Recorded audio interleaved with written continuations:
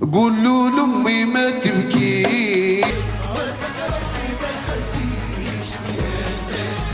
كتبها أسير جزائري من منفاه ليطفئ نار بعد مشتعلة في صدر أمه، فخلدت مأساة عاشها آلاف الجزائريين الذين طردهم الاستعمار الفرنسي من وطنهم في رحلة نفي استغرقت 30 عاماً بحثاً عن وطن بديل. يا المنفي، أغنية كتبت بالدموع. تربعت أغنية يا المنفي على عرش تراث الري الجزائري، وتقول الحكايات الشعبية المعروفة عن الأغنية أن كلماتها كتبها أسير جزائري كان ضمن الأسرى الجزائريين المنفيين في سجون كاليدونيا الجديدة. خاطب من خلالها والدته ووصف وضعه داخل المستعمرة الفرنسية، محاولا بكلماته تلك طمأنة قلب أم اشتعل خوفا على ولدها البعيد عنها لعشرات آلاف الكيلومترات. ومما جاء فيها: وكي داخل في وسط البيبان يا المنفي، وسباعهم الجدعان يا المنفي، وقالوا لي كاشي دخان يا المنفي، وانا في وسطهم دهشان يا المنفي. أغنية تروي مأساة شعب. لا تروي الأغنية مأساة كاتبها فقط، الذي وصف مشهد دخوله الزنزانة بالقول: جادرمية صغار وكبار، والسلسلة توزن قنطار، ضربوني بعام ونهار، بل ترسم ما عاشه عدد كبير من المقاومين والأسرى الجزائريين الذين تم ترحيلهم لتلك الجزيرة لمشاركتهم في الثورة المقرانية التي قادها الحاج الباشا محمد المقراني ضد الاستعمار الفرنسي. وبدورها خلدت المأساة الأغنية التي ترافق التراث الجزائري لليوم، وتشكل جزءاً كبيراً من ذاكرة الجزائريين.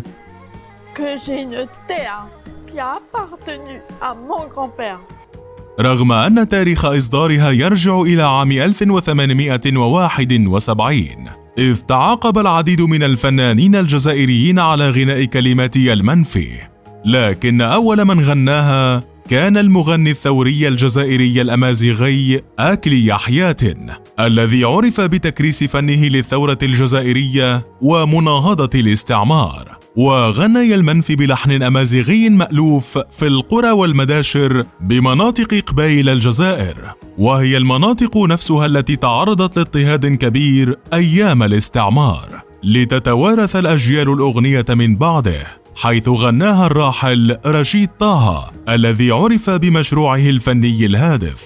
وفي التسعينيات اشتهرت بتريو ثلاثي للفنانين فودال والشاب خالد ورشيد طه بأداء لقي صدى واسعا، وساهم في نشر الأغنية آنذاك عربيا وعالميا أيضا.